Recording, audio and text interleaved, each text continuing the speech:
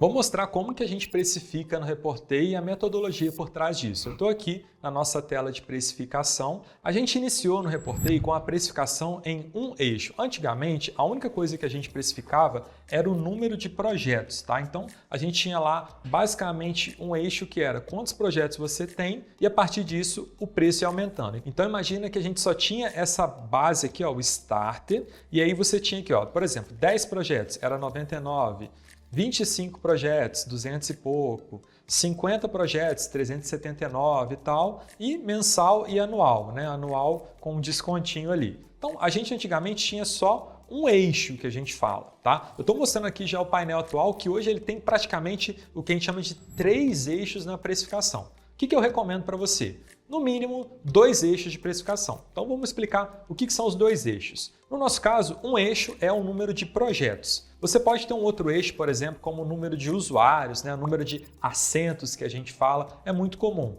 Ferramentas de RD Station, por exemplo, tem um eixo que é o número de e-mails que você pode mandar ou o número de base de lead que você pode ter. Isso é um exemplo de eixo, tá? Então, o nosso eixo base é o projeto. O que seria o segundo eixo que você adiciona?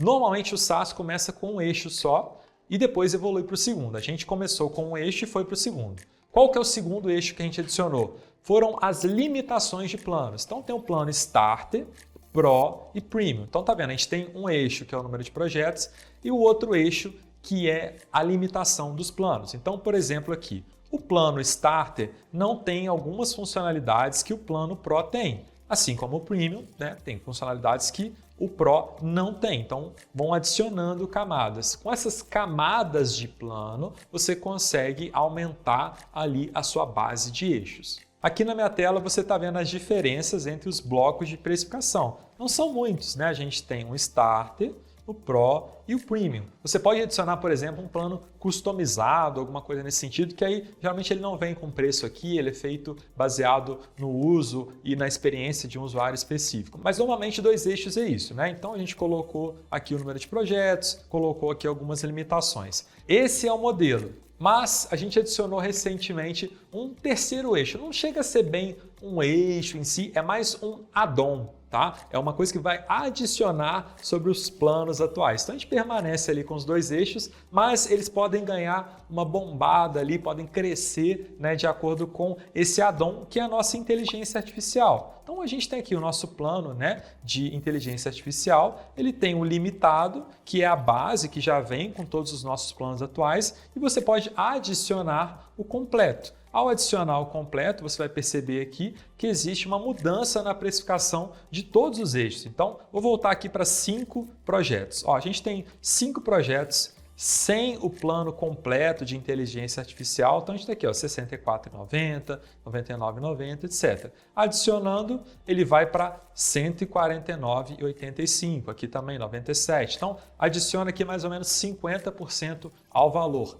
Esse valor tá quando a gente lançou essa funcionalidade. Então pode ser que isso mude dependendo de quando você tenha visto o vídeo. Esse é um modelo de precificação que a gente usa. Normalmente, qual modelo você usa na sua empresa? Como que você trabalha isso? A gente sabe que tem modelos mais simples que funcionam muito bem, mas na nossa experiência, quando a gente adicionou esses 2 eixos, elevou muito o nosso ticket médio e permitiu que a gente acessasse outros tipos de cliente. Eu vou mostrar para vocês por que isso acontece. Então vem aqui no meu plano limitado, ó, meu plano até 5 projetos, o que acontecia? Tá? Normalmente chegava uma empresa com uma necessidade muito específica e como eu só tinha um eixo ali para encaixar todo tipo de empresa, isso gerava um atrito. Aqui o que a gente fez? A gente criou um plano Premium, por exemplo, que ele atende empresas que querem algumas coisas mais específicas. Geralmente, por exemplo, essas empresas elas querem um atendimento mais personalizado. Antes a gente não podia garantir isso. Agora a gente tem um plano caso a empresa precise desse atendimento.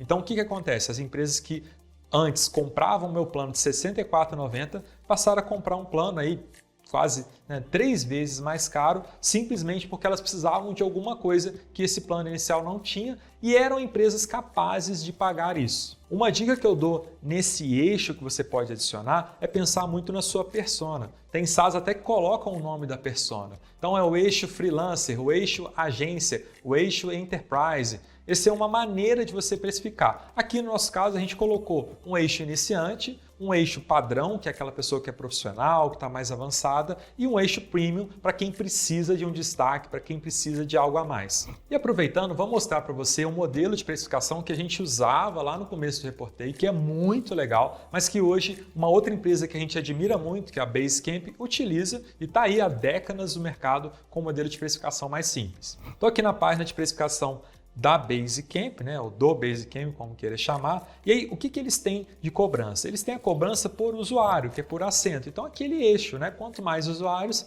mais paga e acabou. O que eles têm de diferente aqui, que eu acho legal também, é que eles têm um plano ilimitado. Ou seja, quando bate determinado número de usuários, eles liberam o plano. Então, se você tem lá, por exemplo, aqui, ó, mais do que 20 usuários, mais ou menos, você já entra num plano ilimitado. Então, 20 usuários, 30, 40, para eles não importa, você vai pagar o mesmo. A proposta deles aqui é bem simples, é facilitar para você entender, né, a entrada ali no software, então facilitar você comprar, facilitar você calcular. É uma proposta que geralmente SaaS mais iniciante usa, mas a gente vê aqui uma empresa super consolidada, com mais de 100 mil clientes recorrentes, que também utiliza. Então, não existe um modelo perfeito de precificação. Uma coisa que você vai reparar tanto aqui na precificação do Basecamp quanto no Reportei é que em ambos os casos a gente tem um botãozinho de testar grátis. A gente não oferece um plano freemium. Aqui no Basecamp é a mesma coisa. Ou seja, aquele plano gratuito que você pode usar sempre, em ambos os casos isso não acontece. Mas isso pode variar, tá? O Basecamp mesmo que eu estou mostrando aqui,